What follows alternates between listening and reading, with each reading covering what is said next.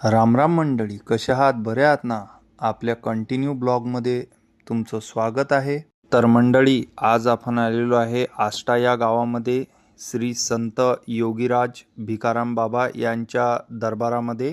तुम्हाला जर खरोखर देव बघायचा असेल तर आपले श्री संत योगीराज भिकाराम बाबा यांच्या दरबारात आजपर्यंत जेवढ्या काही लोकांनी त्यांच्या इच्छा मनोकामना इथे मांडलेल्या आहेत त्या पूर्ण झालेल्या आहेत मित्रांनो. आणि बरेचसे यांचे चमत्कार असे आहेत की त्या चमत्कारातून बरेच जणांच्या समस्या सुटल्या.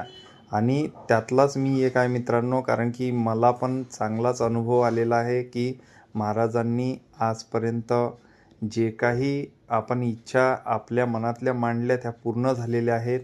या साईडनं होमची अरेंजमेंट केलेली आहे. ब्लॉग करायचं कारण असं की तुम्हाला दाखवायचं होतं की आष्टा गावातलं मंदिर किती प्रशस्त झालेलं आहे. आता पाहून घ्या किती मोठं आहे मंदिर. इकडल्या साईडनं पण बघा, या साईडनं आमच्या महाराजांची जागा आहे बसायची बघा.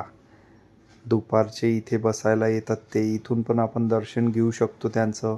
या साईडनं कार्यालय आहे आणि या साईडनं गेल्यानंतर इथून बघा, इथून पण आपण दर्शन त्यांचं घेऊ शकतो. या एवढ्या साऱ्या परिसरामध्ये फिरत राहतात बघा बाबा. आणि पलीकडे वर्धा नदी आहे मित्रांनो.